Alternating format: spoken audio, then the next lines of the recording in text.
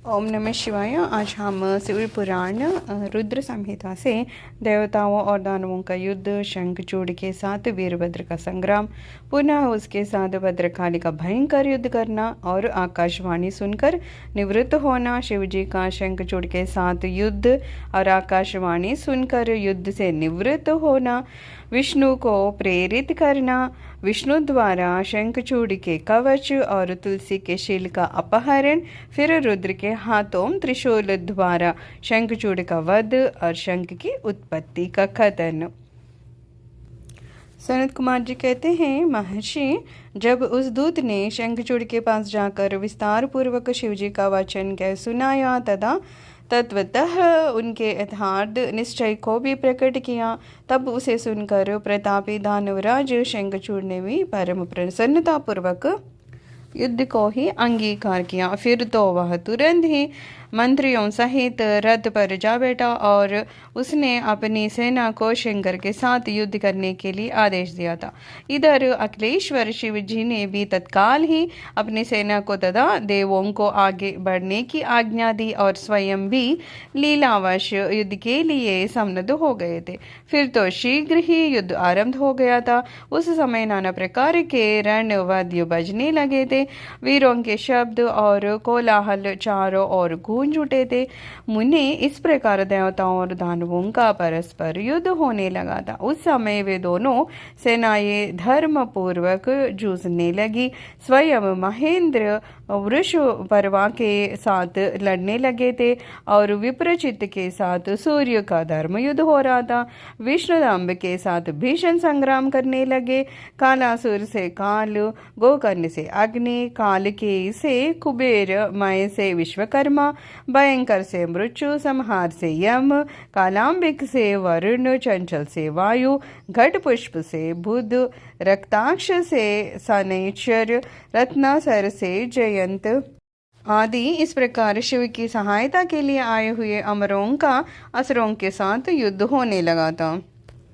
इसी बीच महाबली वीर वीरभद्र समरभूमि में बलशाली शंखचूड़ से जा भिड़े। उस युद्ध में दानवराज जिन जिन अस्त्रों की वर्षा करता था उनको वीरभद्र केल ही केल में अपने बाणों से काट डालते थे। इसी समय देवी भद्रकाली ने समरभूमि में जाकर बड़ा भयंकर सिंहनाद किया था। उनके उस शब्द को सुनकर सभी दानव मूर्छित हो गए थे। उस समय देवी ने बारंबार अट्टहास किया और मदपान करके वे रण के मुहाने पर नृत्य करने लगी थी। उनके साथ ही उग्रदंष्टा, उग्रदंडा और कोटवी ने भी मदपान किया तथा अन्यान्य देवियों ने भी खूब मधु पीकर युद्ध स्थल में नाचना आरंभ किए थे। उस समय शिवगणों तथा देवों के दलों में महान कोलाहल मच गया था। तब देवी भद्रकाली ने उस असुर पर नारायणास्त्र का प्रयोग किया था। वह अस्त्र दानव शत्रु को देखकर बढ़ने लगा। तब प्रलयाग्नि की ज्वाला के समान उद्दीप्त होते हुए नारायणास्त्र को देखकर शंखचूड़ दंड की भांति भूमि पर लेट गया और बारंबार प्रणाम करने लगा था। तब उस दानव को नम्र हुआ देखकर वह अस्त्र निवृत्त हो गया था। इसी समय वहाँ आकाशवाणी हुई थी, ईश्वरी, अभी रणभूमि में सिंहनाद करने वाले 1.5 लाख दानवेंद्र और बचे हैं।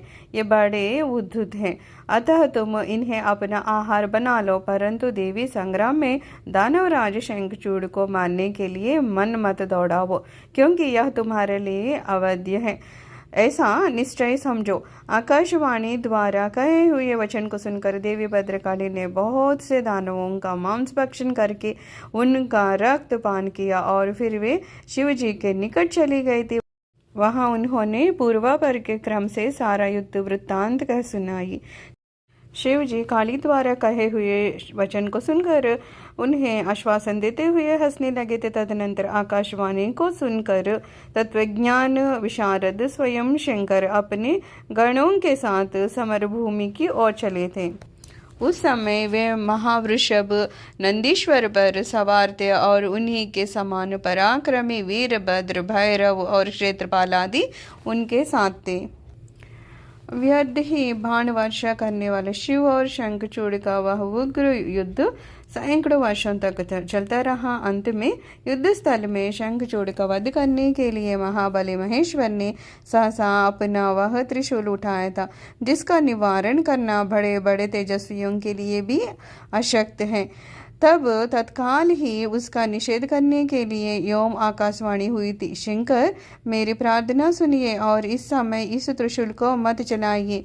ईश, यद्यपि आप क्षण मात्र में पूरे ब्रह्मांड का विनाश करने में सर्वथा समर्थ हैं, फिर इस अकेले दानव शंखचूड़ की तो बात ही क्या है। तथापि आप स्वामी के द्वारा देव मर्यादा का विनाश नहीं होना चाहिए। महादेव, आप उसको सुनिए और उसे सत्व एवं सफल बनाइए। जब तक इस शंखचूड़ के हाथ में श्रीहरि का परम उग्र कवच वर्तमान रहेगा और उसकी पतिव्रता पत्नी का सतीत्व अखंड रहेगा, तब तक इस पर जरा और मृत्यु अपना प्रभाव नहीं डाल सकता। अतः जगदीश्वर शंकर ब्रह्मा के इस वचन को सच कीजिए। उस आकाशवाणी को सुनकर तदास्तु कहकर उसे स्वीकार कर लिया और विष्णु को उस कार्य के लिए प्रेरित किया था भगवान शिव जी ने। फिर विष्णु ने एक वृद्ध ब्राह्मण का वेश धारण किया और शंखचूड़ के निकट जाकर उससे यूं कहा, दानवेंद्र, इस समय मैं याचक होकर तुम्हारे पास आया हूँ, तुम मुझे भिक्षा दो। दीन वत्सल, अभी मैं अपने मनोरथ को प्रकट नहीं करूँगा, पीछे मैं उसे बताऊंगा और तब तुम उसे पूर्ण करना। ब्राह्मण की बात सुनकर राजेंद्र शंखचूड़ का मुख और नेत्र प्रसन्नता से खिल गए थे। जब उसने ओम कहकर उसे स्वीकार कर लिया, तब ब्राह्मण ने छल पूर्वक कहा, मैं तुम्हारा कवच चाहता हूँ। यह सुनकर ऐश्वर्यशाली दानवराज शंखचूड़ ने, जो ब्राह्मण भक्त और सत्यवादी था, वह दिव्य कवच जो उसे प्राण के समान था, ब्राह्मण को दे दिया था। इस प्रकार श्री हरि ने माया द्वारा वह कवच ले लिया और फिर शंखचूड़ का रूप धारण करके वे तुलसी के पास पहुंचे थे। वहां जाकर सबके आत्मा एवं तुलसी के नित्य स्वामी श्री हरि ने शंखचूड़ रूप से उसके शील का हरण कर लिया था। इसी समय विष्णु भगवान ने शंभु से अपने सारी बात कह सुनाई। तब शिवजी ने शंखचूड़ के वध के निमित्त अपना उद्दीप्त त्रिशूल हाथ में लिया था। परमात्मा शंकर का वह विजय नामक त्रिशूल अपनी उत्कृष्ट प्रभा बिखेर रहा था। उससे सारी दिशाएं, पृथ्वी और आकाश प्रकाशित हो उठे थे। आकाश में चक्कर काटता हुआ वह त्रिशूल शिवजी की आज्ञा से शंखचूड़ के ऊपर गिरा और उसने उसी क्षण उसे राख की ढेरी बना दिया था। दानवराज शंखचूड़ भी शिवजी की कृपा से शाप्त मुक्त हो गए थे और उसे उसके पूर्व यानी कि श्री कृष्ण पार्षद रूप की प्राप्ति हो गई थी। शंखचूड़ की हड्डियों से शंख जाति का प्रादुर्भाव हुआ था, जिस शंख का जल शंकर के अतिरिक्त समस्त देवताओं के लिए प्रशस्त माना जाता है। उस समय जगत में चारों ओर परम शांति छा गई थी। सबको निर्विघ्न रूप से सुख मिलने लगा। यह जो चरित्र है वह आनंददायक, सर्व दुखहारी, लक्ष्मीप्रद और संपूर्ण कामनाओं को पूर्ण करने वाला है। सर्वम श्री शिव चरणारविंदार्पणमस्तु।